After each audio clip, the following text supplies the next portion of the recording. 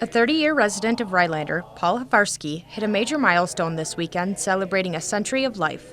With 100 years of adventure under his belt, he shares a remarkable story. I have a lot of stories, but they are not very significant. Paul was born in Warsaw, Poland, April 28, 1924, following the First World War, when Poland was occupied by Germany. His childhood was spent much like any other young boy, with his mom and his younger sister, until the age of 17, when life as he knew it completely changed. I have a little sculpture, little owl. A reminder that Paul had carried through 84 years of his life, and a reminder of a different time, when it all started. 1939, when the war started, and Warsaw was bombed and shelled with the artillery, and you have to adjust to how to move. I was looking mostly for food for my family, because my mother was so scared she doesn't want to go out, and my father, same thing. Paul learned how to navigate and listen for the sounds of incoming and outgoing artillery fire from a young age. I was walking on the street, and when the artillery shells is going and is going, don't worry, it's going away from you.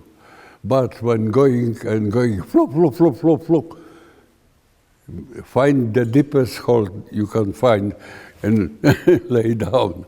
This is what I did. Paul said it was like a corner, so he jumped in and he saw this cork.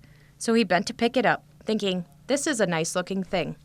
And bang, on the other side of the street, the shell hit the building, and the shrapnels all go over me.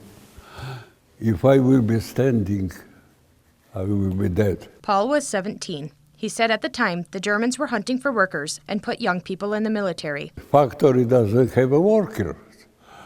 So they closed the street from both sides and was catching people with, they call it in Polish was łapanka, whap, something had pull.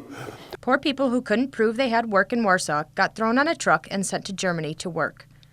Paul, at age 17, along with legions of Poland's unemployed, was captured. Paul worked all summer as a diver at the port in Kingsburg, Germany. When winter came, the workers were boarded onto a train and told they were going home. When the winter came, port was freezing, so we was told, oh, you guys going home, Oh, we're going home. We wake up in Berlin. From Berlin, they were sent to West Germany, where Paul worked in a steel forgery. 3 years I was slaving over there. No pay, nothing.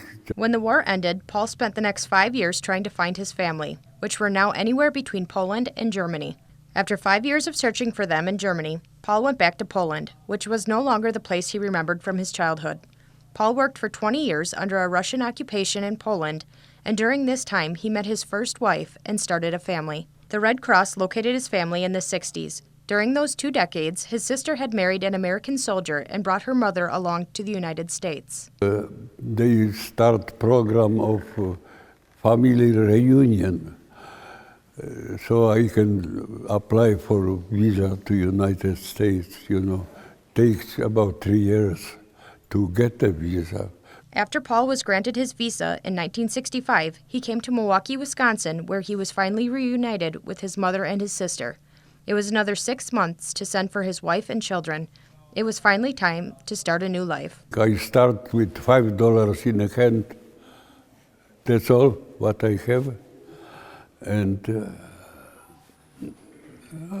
I make it. And to this day, Paul lives his life grateful and enjoying the simple things in life. He moved to Rhinelander 30 years ago after his retirement to enjoy the beauty of the Northwoods that reminded him of his childhood home, Poland. He has since outlived 3 wives, and you can find him keeping himself busy with woodworking projects. When asked what the key to a long life is, he said, avoid stress, avoid, a situation where you have to fight, and you will be living longer. Reporting from Rhinelander, Shauna Johnson, Newswatch 12.